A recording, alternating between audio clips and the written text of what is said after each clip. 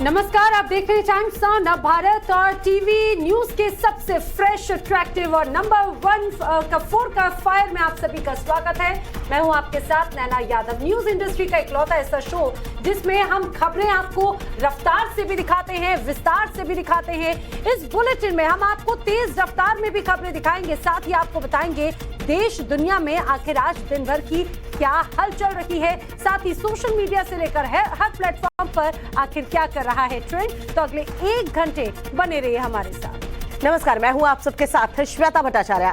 दिल्ली में acid attack की वारदात के बाद पुलिस ने क्या कुछ एक्शन लिया है, बिहार में शराब कांड को लेकर उठे सवालों पर कैसे तिलमिला उठे सीएम नीतीश कुमार, इसकी पूरी जानकारी हम आपको देंगे। साथ ही ये भी बताएंगे कि तवांग में हुए संग्राम के बाद सेना कैसे अलर्ट मोड पर है। नमस्कार, मैं हूं आपके साथ बरखा शर्मा। 4 का फायर में आपको दिखाएंगे न्यूयॉर्क में कैसे जल उठा पुलिस का वेयर हाउस और रूस यूक्रेन के बीच जारी भीषण जंग की हर अपडेट आप तक पहुंचाएंगे। आपको दिखाएंगे पेरू में हो रही हिंसक झड़प की खबर और कांगो में बाढ़ से तबाही की तस्वीरें। लेकिन और 50 बड़ी खबरों के बाद आइए अगली खबर का रुख कर ले। बड़ी खबर इस वक्त मिल रही है, शाहरुख खान की आने वाली फिल्म पठान को लेकर विवाद जो है वो शुरू हो गया है। सोशल मीडिया पर इस फिल्म के बहिष्कार की मांग जो है उठने लगी है। आप लोग ट्विटर पर #बॉयकॉट पठान ट्रेंड कर रहा है। देखिए, शाहरुख की फिल्म पठान का गाना रिलीज किए जाने के बाद से लोग भड़के हैं। आपको बता दें, गाने के ट्रेलर में अभिनेत्री भगवा रंग की पोशाक पहने नजर आ रही हैं और दीपिका की इसी भगवा ड्रेस को लेकर अब बवाल हो रहा है। दीपिका की भगवा ड्रेस पर हिंदू संगठनों ने आपत्ति दर्ज कराई है। शाहरुख खान की फिल्म पठान को लेकर विवाद जो है वो अब शुरू हो चुका है और सोशल मीडिया पर फिल्म के बहिष्कार की मांग जो है वो तेजी से उठने लगी है। दरअसल फिल्म में एक गाने को लेकर विवाद जो है वो शुरू हुआ है। तस्वीरें उस गाने की हम आपको दिखा रहे हैं कि देखिए ये जो लुक सामने आया है दीपिका पादुकोण का, जिसमें वो भगवा रंग की ड्रेस पोशाक पहने जो है नजर आ रही है, इसको लेकर विवाद जो है हो रहा है। और देखिए, फिल्म पठान के विवाद को लेकर मध्य प्रदेश के गृह मंत्री नरोत्तम मिश्रा का बयान भी सामने आया है। उनका कहना है कि फिल्म के गाने में पहनी गई वेशभूषा आपत्तिजनक है। तो फिल्म पठान को लेकर जिस तरह से विवाद है, खासतौर से अलग अलग इसकी बातें कही जा रही हैं विरोध की, और इस बीच अब मध्य प्रदेश के गृह मंत्री का कहना है कि विवादित सीन को सही किया जाना चाहिए, नहीं तो उनकी सरकार फिल्म पठान पर मध्य प्रदेश में बैन लगाने पर विचार करेगी। मैं ये निवेदन करूंगा कि इसके दृश्यों को ठीक करें, वेशभूषा को ठीक करें, अन्यथा मध्य प्रदेश में इस फिल्म को अनुमति दी जाए या न दी जाए, ये विचारणीय प्रश्न होगा। तो फिल्म पठान को लेकर लगातार यहां पर विरोध भी देखने को मिल रहा है और आपको ये भी बता दें कि जिस तरह से अब यहां पर मध्य प्रदेश के गृह मंत्री नरोत्तम मिश्रा की तरफ से रिएक्शन भी सामने आया, बैन किए जाने की बात कही जा रही है। सीधे रुख कर लेते हैं हमारे साथी मकरंद काले का, जो इस समय हमारे साथ में मध्य प्रदेश से जुड़ रहे हैं। मकरंद, पिछले कुछ दिनों में हम लगातार देख भी रहे हैं कि जब भी फिल्मों का विरोध होता है तो उसमें मध्य प्रदेश खासतौर से नरोत्तम मिश्रा की प्रतिक्रिया सामने आती है। फिल्म पठान को लेकर आखिर क्या कहा जा रहा है, किस तरह से विरोध नाराजगी है?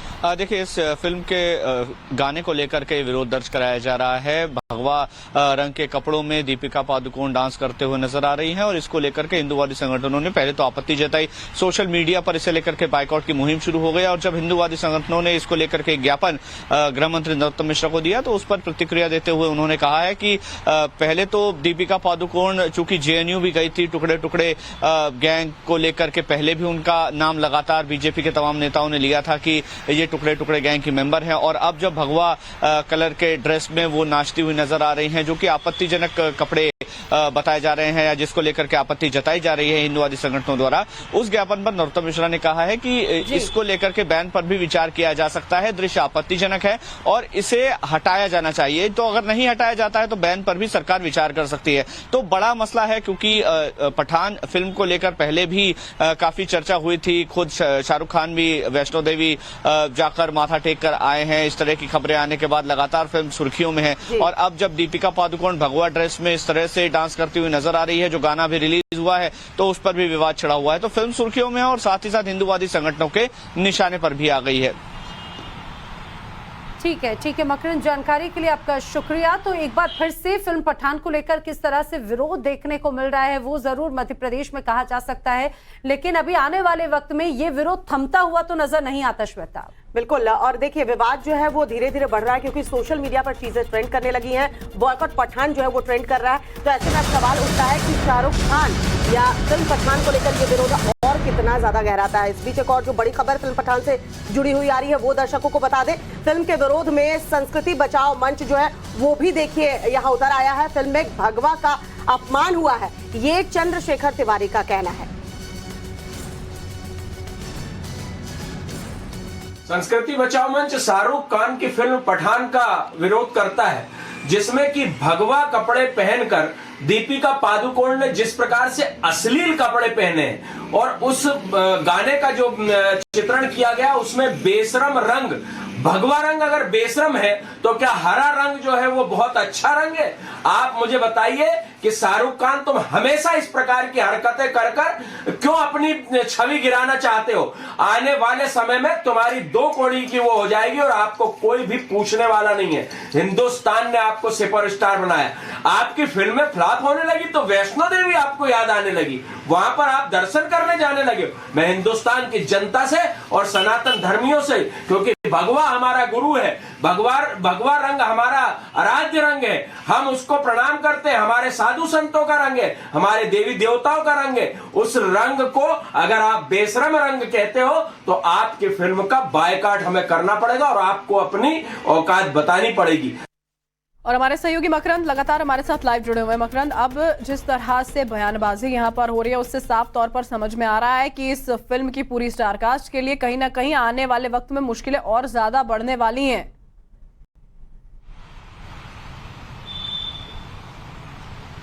हाँ बिल्कुल, संस्कृति बचाओ मंच हो और इस तरह के जो दूसरे हिंदूवादी संगठन है सभी इस फिल्म के विरोध में उतर आए हैं।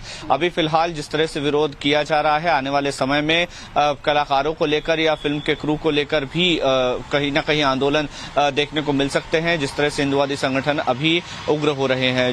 नरोत्तम मिश्रा ने भी इस फिल्म के प्रतिबंध को लेकर या फिल्म को रिलीज होने या नहीं होने को लेकर के अपना वक्तव्य दिया है कि सरकार इस बात पर भी विचार कर रही है कि फिल्म रिलीज होने दी जाए या नहीं। तो ऐसे में फिल्म को लेकर के एक बड़ा विवाद है और फिल्म के रिलीज होने को लेकर के भी अब आशंकाएं बढ़ गई हैं, क्योंकि ये जो फिल्म का गाना रिलीज हुआ है उस फिल्म के गाने में दीपिका पादुकोण भगवा रंग के कपड़ों में नाचती हुई नजर आ रही हैं, जो कि अश्लील कहे जा रहे हैं। हिंदूवादी संगठनों द्वारा लगातार इस बात का विरोध किया जा रहा है कि कपड़े अश्लील हैं। और खास तौर पर अगर मध्य प्रदेश सरकार की या फिर गृह मंत्री नरोत्तम मिश्रा की बात की जाए, भारतीय जनता पार्टी की बात की जाए, तो दीपिका पादुकोण तब से निशाने पर हैं जब से वो जेएनयू में जाकर वहां के छात्रों से मिली थी, आंदोलन में वहां पर छात्रों से मुलाकात करने गई थी। उसके बाद उनकी तस्वीरें जब सामने आई थी, उनके स्टेटमेंट सामने आए थे, तो उस समय भी बीजेपी के निशाने पर और अलग अलग संगठनों के निशाने पर दीपिका पादुकोण आई हैं। और जब अब भगवा रंग के कपड़ों में वो अश्लील कपड़ों में डांस करती हुई या शायद मकरंद तक और हमारी टीम तक आवाज नहीं पहुंच पा रही है। मकरंद, जानकारी के लिए आपका बहुत बहुत शुक्रिया। तो विरोध आखिर ये कहां तक जाएगा, ये देखना दिलचस्प होगा। चलिए बढ़ते हैं आगे। न्यूयॉर्क में पुलिस के वेयर हाउस में आग लगने से अफरा तफरी मच गई। आग लगने की वजह से वेयर हाउस का एक हिस्सा टूटकर गिर गया। अग्निकांड में पुलिस के कई अहम दस्तावेज बताए जा रहे हैं कि जलकर खाक हो गए।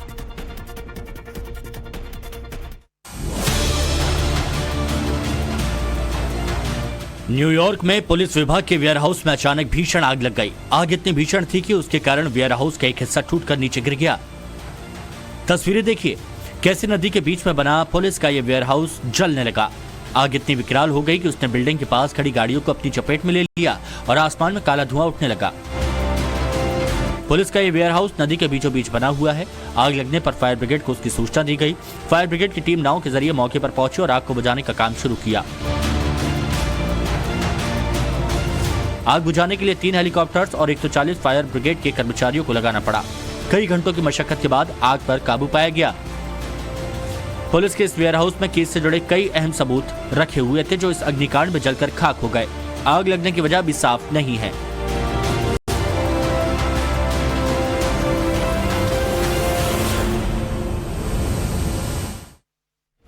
दिल्ली में 12वीं की एक छात्रा पर बाइक सवार बदमाश ने तेजाब से हमला कर दिया। एसिड अटैक में झुलसी छात्रा को इलाज के लिए सफदरजंग अस्पताल में भर्ती करवाया गया है। द्वारका मोड़ पर हुई एसिड अटैक की वारदात वहां लगे सीसीटीवी में कैद हो गई। इस पूरे मामले में पुलिस ने एक शख्स को भी हिरासत में लिया है। देखिए,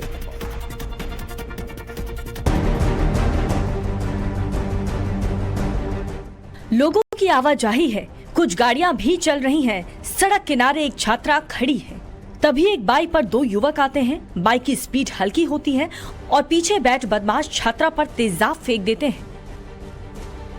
तेजाब सीधे छात्रा के चेहरे पर गिरता है और छात्रा आगे की तरफ भागती है। एसिड अटैक का दिल दहला देने वाला ये वीडियो देश की राजधानी दिल्ली के द्वारका मोड़ इलाके का है। घटना सुबह करीब 9 बजे की है। एसिड अटैक में छात्रा बुरी तरह से झुलस गई और इलाज के लिए उसे सफदरजंग अस्पताल में भर्ती करवा दिया गया। पुलिस इस पूरे मामले की जांच कर रही है। बताया ये जा रहा है कि लड़का लड़की की आपस में पहचान थी। लड़की 12वीं की छात्रा है। घटना के बाद दिल्ली पुलिस की टीम मौके पर पहुंची और लड़की को लेकर सफदरजंग अस्पताल में भर्ती करवाया। दिल्ली पुलिस का कहना है कि अस्पताल में पीड़िता को बेहतर मेडिकल सुविधा दी जा रही है। खबर असम से है। असम के गोलपारा में हाथी के बच्चे का रेस्क्यू किया गया है। हाथी का बच्चा एक गड्ढे में गिर गया था। जानकारी मिलने के बाद वन विभाग की टीम जो है वो मौके पर पहुंची। जेसीबी की मदद से पूरी रात रेस्क्यू ऑपरेशन चला। अंधेरा होने की वजह से रेस्क्यू में दिक्कत जरूर आ रही थी। इसके बाद भी वन विभाग की टीम जो है वो लगातार लगी रही और सफलता हासिल की। गड्ढे में हाथी का बच्चा नजर आ रहा है। वो बाहर निकलने की कोशिश में जुटा है। जिस जगह हाथी का बच्चा गिरा ठीक उसी जगह एक जेसीबी भी नजर आ रही है जो गड्ढा खोदने में जुटी है। गड्ढे में पानी भी भरा गया और रात भी काफी ज्यादा है, इसलिए टॉर्च की रोशनी में ही रेस्क्यू शुरू किया गया। हाथी का बच्चा बाहर निकलने के लिए हर जतन कर रहा है, लेकिन वो गहराई ज्यादा होने की वजह से कामयाब नहीं हो पा रहा है। दूसरी ओर जेसीबी तेजी से काम में जुटी हुई है। एक साइड से मिट्टी निकालकर लगातार गड्ढे में डाली जा रही है और हाथी के बच्चे के लिए रास्ता बनाया जा रहा है। रेस्क्यू ऑपरेशन वाली जगह कुछ और लोग भी नजर आ रहे हैं जो मोबाइल से वीडियो बना रहे हैं। हाथी के बच्चे को बचाने के कवायद का ये वीडियो असम के गोलपारा वन रेंज का है, जहां ईंट भट्टे की खाई में हाथी का एक बच्चा जा गिरा। वन विभाग के कर्मचारी मौके पर पहुंचे और रेस्क्यू शुरू किया गया। रात भर चले अभियान के बाद हाथी के बच्चे को सुरक्षित बाहर निकाल लिया गया। खबर अफ्रीकी देश कांगो से है, जहां बारिश और बाढ़ से भारी तबाही हुई है। राजधानी किशांसा में बाढ़ और भूस्खलन की चपेट में आने से अब तक 130 से ज्यादा लोगों की जान जा चुकी है। ज्यादातर घरों और सड़कों में मिट्टी वाला पानी जो है भराया है, जिससे लोगों को भारी परेशानियों का सामना करना पड़ रहा है। और देखिए, तबाही इतनी ज्यादा है कि राहत बचाव के काम में भी काफी परेशानियां आ रही हैं। बाढ़ का पानी जगह जगह भरा हुआ है। शहर की सड़कें हो या गांव की गलियां, हर जगह बाढ़ ने भयंकर तबाही मचाई है। अफ्रीकी देश कांगो की राजधानी किशांसा में भी भारी बारिश के बाद आई बाढ़ और भूस्खलन के कारण 130 से ज्यादा लोगों की मौत हो गई है और ये भी कहा जा रहा है कि मरने वालों का आंकड़ा बढ़ सकता है। पूरे इलाके में और घरों में मिट्टी वाला पानी भर गया है। हालात इतने खराब हैं कि लोगों का घरों से बाहर निकलना मुश्किल हो चुका है। कांगो नदी के किनारे बड़ी आबादी रहती है। बाढ़ का सबसे ज्यादा असर यही हुआ। अचानक बाढ़ आई और सब कुछ तबाह कर गई। कई लोगों को तो बचने तक का मौका नहीं मिला। बारिश और बाढ़ के बाद किनशासा में सड़कों पर कीचड़ भर गया। साथ ही इस प्राकृतिक आपदा से जगह जगह सड़कें टूट गई हैं और सिंक होल में कीचड़ जम गया। जानकारों का मानना है कि बाढ़ और भूस्खलन के पीछे भी जलवायु परिवर्तन ही जिम्मेदार है। कांगो में 2019 में इसी तरह की तबाही आ चुकी है।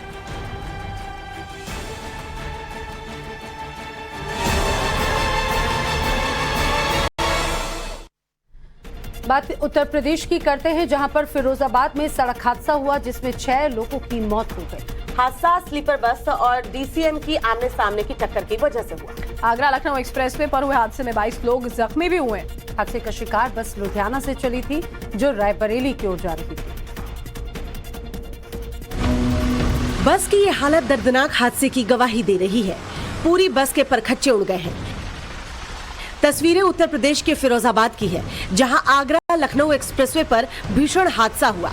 एक्सप्रेसवे पर 61 माइलस्टोन के पास डीसीएम से बस की आमने सामने की टक्कर हो गई, जिसके बाद बस नीचे जा गिरी। हादसे में 6 लोगों की मौके पर ही मौत हो गई, जबकि 22 यात्री घायल हो गए। घायलों को सैफई रेफर किया गया है। मृतकों में 14 महीने का बच्चा, एक महिला और 4 पुरुष शामिल हैं। जानकारी के मुताबिक लुधियाना से स्लीपर बस रायबरेली जा रही थी। बस में करीब 60 यात्री सवार थे। आज सुबह करीब 4 बजे नगला खंगर क्षेत्र में एक्सप्रेसवे पर बस डीसीएम से जा टकराई और एक्सप्रेसवे से नीचे पलट गई। हादसे के बाद चीख पुकार मच गई। हादसे की जानकारी मिलने पर पहुंची पुलिस की टीम ने घायलों को बस से बाहर निकाला और अस्पताल भिजवाया। हादसे पर सीएम योगी आदित्यनाथ ने दुख जताया है। तवांग की घटना के बाद सेना पूरी तरह से अलर्ट मोड पर है। जम्मू कश्मीर के राजौरी में सेना ने पेट्रोलिंग को और तेज कर दिया है। जी हां, एलएसी और एलओसी पर सेना पूरी तरह से मुस्तैद है। राजौरी के मुरादपुर गांव में कुछ संदिग्ध गतिविधियां होने की जानकारी मिलने के बाद सेना ने सर्च ऑपरेशन किया। तवांग में चीनी सेना को सबक सिखा चुकी भारतीय सेना एलएसी के साथ साथ एलओसी पर भी मुस्तैदी से डटी है। सेना के जवान 24 घंटे सीमा पर पैनी नजर रखे हुए हैं और हर गतिविधि पर नजर बनाए हुए हैं। हाथ में गन और सीने में देशभक्ति का जज्बा लिए ये जवान चप्पे चप्पे की निगरानी कर रहे हैं। जम्मू कश्मीर में राजौरी के मुरादपुर गांव में संदिग्ध गतिविधि की शिकायत मिलते ही सुरक्षा बल एक्टिव हो गए। जवानों ने तलाशी अभियान चलाया। देखिए कैसे जंगल में जवान पेट्रोलिंग कर रहे हैं। सुरक्षा में किसी तरह की कोताही न हो, इसे लेकर जवान पूरी सतर्कता बरतते हुए नजर आए। कुछ जवानों ने मोर्चा संभाला तो कुछ जवान लगातार आगे बढ़ते रहे और सर्च ऑपरेशन करते रहे। तवांग में हुए विवाद के बाद राजौरी में कुछ संदिग्ध गतिविधियां होने की जानकारी भी मिली थी, जिसके फौरन बाद सेना ने सर्च ऑपरेशन शुरू किया। सेना के जवानों की इस मुस्तैदी से साफ है कि दुश्मन के हट चाल और उसके नापाक इरादे किसी भी कीमत पर सफल नहीं हो पाएंगे। बिहार के भागलपुर में एक ट्रक में रखे कई सिलेंडर जो है वो ब्लास्ट हो गए। सिलेंडर के धमाकों के साथ ही ट्रक में जोरदार आग लगी। आग में झुलसने से ट्रक ड्राइवर की मौके पर ही मौत हो गई। देर रात हुए हादसे से पूरे इलाके में हड़कंप मच गया। बिहार के भागलपुर में मंगलवार की देर रात बड़ा हादसा हो गया। यहाँ एक ट्रक में रखे कई सिलेंडर फटने लगे। घटना नारायणपुर के सतीश नगर की है। बताया जा रहा है कि हादसे से कुछ ही दूरी पर पेट्रोल पंप भी है। गैस सिलेंडर में भीषण आग लगते ही धमाके से पूरा इलाका दहल उठा। लोग वीडियो बनाने लगे। इलाके में भगदड़ का माहौल हो गया। आग की तेज लपटें दूर से दिख रही थी। हादसे में ट्रक के चालक की मौके पर मौत हो गई। आसपास के रहने वाले किसान अपने मवेशी को लेकर आनंद फानंद में किसी तरह वहां से जान बचाकर भाग निकले। पहले लोगों को लगा कि कोई बम ब्लास्ट हुआ है। ब्लास्ट की घटना के बाद बुधवार की सुबह सड़क पर कई सिलेंडर पड़े हुए थे। NH 31 पर हुई इस घटना के बाद दोनों ओर गाड़ियों को रोक दिया गया। जानकारी के मुताबिक करीब 30 से 35 सिलेंडरों में ब्लास्ट हुआ। मामले की जांच की जा रही है।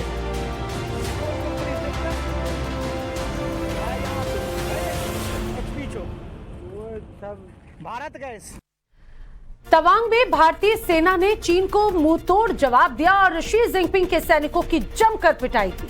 चीन की चालबाजी को लेकर अब पूरे देश में गुस्सा भड़कने लगा है। वाराणसी में लोगों ने चीन के खिलाफ प्रदर्शन किया। चाइनीज सामान का बहिष्कार करने की मुहिम भी चलाई। वहीं काशी के लोगों ने पूरे देश की जनता से चीन के सामान के बहिष्कार की अपील भी की है।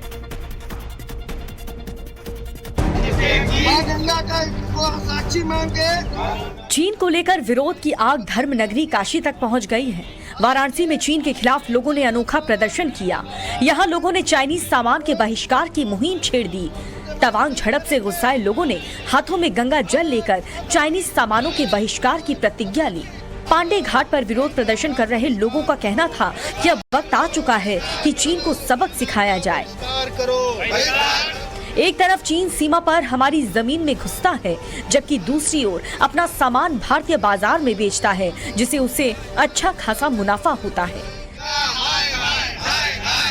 वाराणसी के रहने वाले इन लोगों ने अब चाइनीज सामान के बहिष्कार का मन बना लिया है।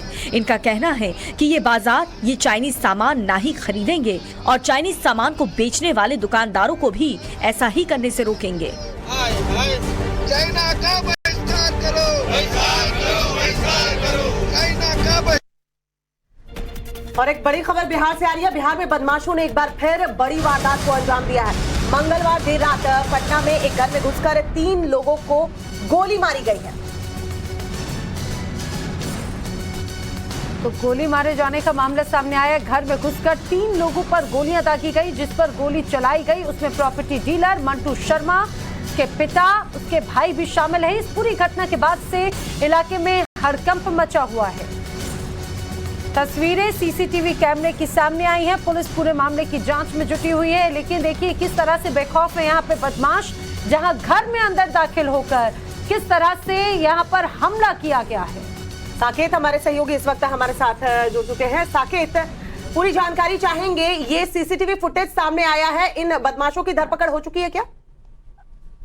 देखिए, अभी तक किसी भी बदमाश की धरपकड़ पुलिस नहीं कर पाई है, और चूंकि ये CCTV footage times of Bharat के पास है, जिसमें साफ तौर से दिख रहा है कि किस तरह से अपराधी उसके घर में घुसते हैं और घर में घुसकर गोली मारी गई है। जो यहाँ पर मंटू शर्मा है, जिसकी मौत हुई है इस गोलीबारी में, उनको घर में घुसकर मारा गया। उनके पिता को भी गोली मारी गई और उसके भाई को भी गोली मारी गई। अब दोनों पिता और भाई जो है वो अस्पताल में है, आईसीयू में भर्ती है, लेकिन मंटू शर्मा की मौत हो गई है।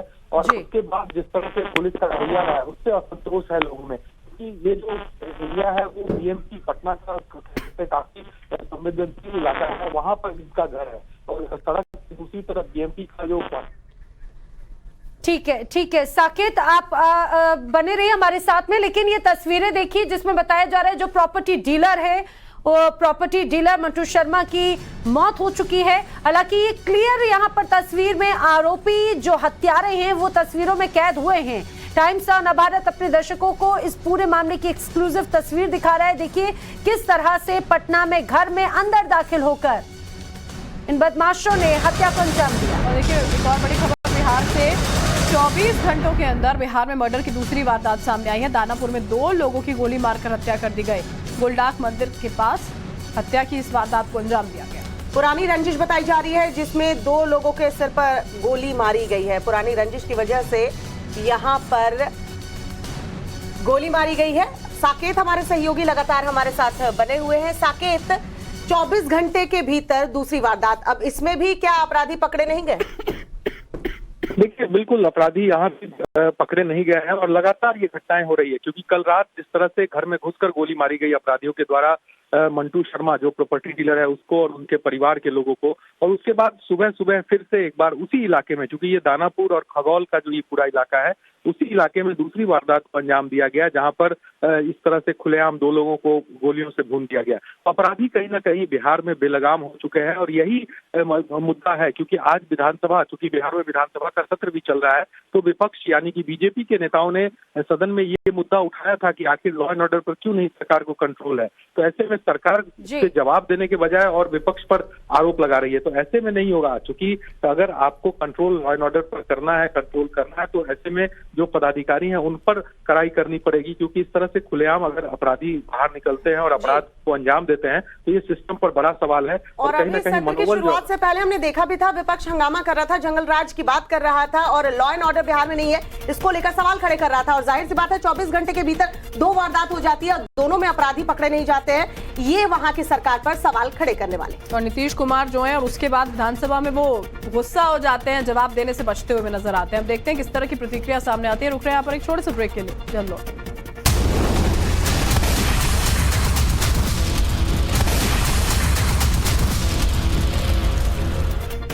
चले बढ़ते हैं आगे। मध्य प्रदेश के मुरैना में 2.5 साल का बच्चा जो है वो गड्ढे में गिर गया। जो हादसे के लिए यहाँ पर लोगों ने बिजली विभाग के ठेकेदार को जिम्मेदार ठहराया है। आरोप है कि बिजली विभाग ने गड्ढा खोदकर उसे खुला छोड़ दिया था, जिसमें बच्चा जा गिरा। गनीमत रही कि लोगों ने जल्दी बच्चे को बाहर निकाल लिया। इलाज के लिए अस्पताल में उसे भर्ती कर दिया गया है।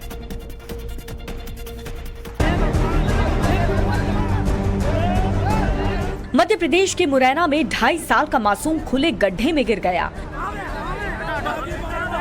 गनीमत ये रही कि स्थानीय लोगों ने तत्काल रेस्क्यू करके उसकी जान बचाई। इस हादसे के पीछे बिजली विभाग के ठेकेदार की लापरवाही बताई जा रही है। बताया ये जा रहा है कि बिजली विभाग ने इस इलाके में निर्माण कार्य करने के बाद गड्ढा खुला छोड़ दिया था और इस गड्ढे में अचानक से ये 2.5 साल का मासूम गिर गया। मामला मुरैना के बुदारा गांव कीका का है। यहाँ पर बिजली की पावर ट्रांसमिशन लाइन के लिए खोदे गए 10 फीट गहरे गड्ढे में शाम के वक्त एक 1.5 साल का बच्चा जसवंत गिर गया। जानकारी मिलते ही तुरंत रेस्क्यू कर बच्चे को गड्ढे से बाहर निकाला गया, जिसके बाद अब उसका वीडियो भी सामने आया है। मासूम को रेस्क्यू करने के बाद उसे इलाज के लिए जिला अस्पताल भेज दिया गया। पेरू की राजधानी लीमा में हिंसक प्रदर्शन और हंगामा जारी है। पेरू की सुप्रीम कोर्ट ने बर्खास्त किए गए राष्ट्रपति पेड्रो कैस्टिलो को रिहा करने से साफ इनकार कर दिया है। कोर्ट के आदेश के बाद से ही पेड्रो के समर्थक और भी उग्र हो गए। लीमा में जो हिंसक भीड़ थी उसकी वजह से अब तक 6 लोगों की जान जा चुकी है, कई लोग जख्मी भी हुए हैं।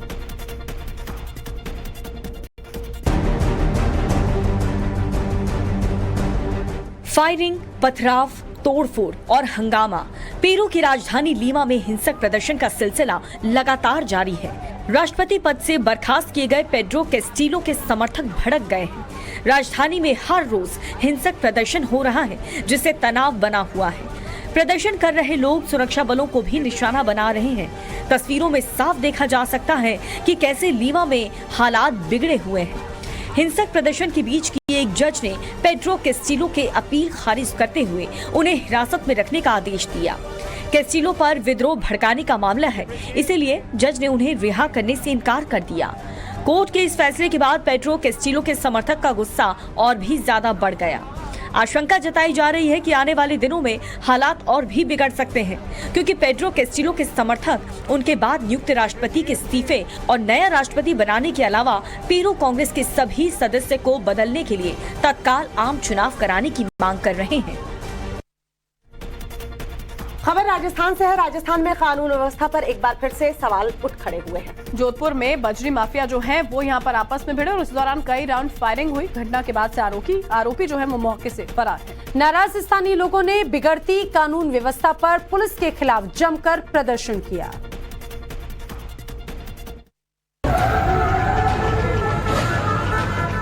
राजस्थान के जोधपुर में बजरी माफियाओं में आपस में भिड़ंत हो गई। सड़क पर हो रही इस लड़ाई को एक शख्स ने अपने कैमरे में कैद कर लिया। वीडियो सोशल मीडिया पर भी वायरल है। देखिए कैसे बजरी ढोने वाले पिकअप ट्रक को एक शख्स पीछे की तरफ ले जाता है और फिर तेजी से सामने आकर वहां खड़ी एक स्कॉर्पियो कार को जोरदार टक्कर मार देता है। गनीमत ये रही कि टक्कर होने से पहले स्कॉर्पियो का ड्राइवर सीट छोड़कर बाहर निकल जाता है। बताया जा रहा है कि इसी बीच बदमाशों ने इस कार में बैठे लोगों को निशाना बनाकर कई राउंड फायर भी किए। दिन दहाड़े फायरिंग और जानलेवा हमले में स्थानीय लोगों में दहशत फैल गई। इसकी सूचना पुलिस को दी गई तो एक पुलिस टीम भी मौके पर पहुंची, लेकिन तब तक आरोपी फरार हो चुके थे। इस घटनाक्रम से गुस्साए स्थानीय लोगों ने सड़क जाम कर दिया। रास्ता रोककर पुलिस प्रशासन के खिलाफ जमकर नारेबाजी भी की गई।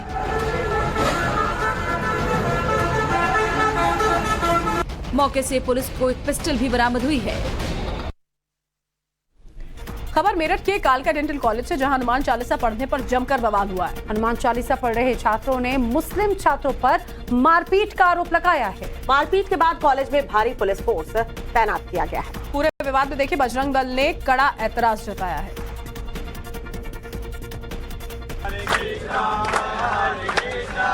मेरठ में एक डेंटल कॉलेज के कैंपस में बने मंदिर में हनुमान चालीसा पढ़ने पर विवाद हो गया।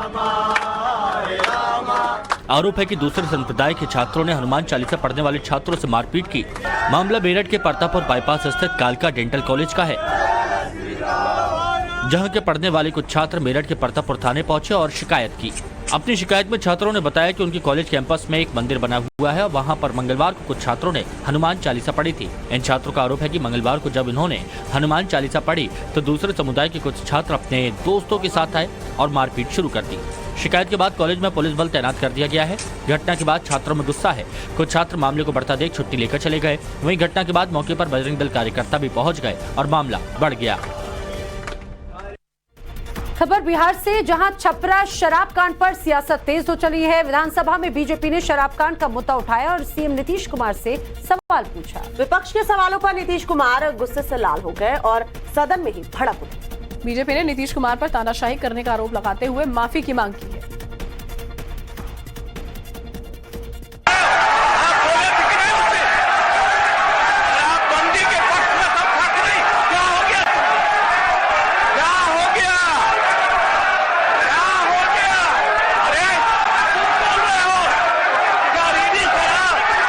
नीतीश कुमार का ये गुस्सा विधानसभा में देखने को मिला। शराब कांड को लेकर विपक्ष ने सवाल उठाया तो सुशासन बाबू सदन में गुस्से से लाल हो गए। नीतीश कुमार बीजेपी विधायकों को नसीहत देने लगे और शराबबंदी को लेकर सबकी सहमति की बात याद दिलाने लगे, लेकिन बीजेपी ने हंगामा जारी रखा। सत्र की कार्रवाई शुरू होने से पहले सदन के बाहर भी बीजेपी विधायकों ने जमकर नारेबाजी की। सदन में हुए जोरदार हंगामे के बाद बीजेपी ने सीएम नीतीश कुमार से माफी मांगने को कहा।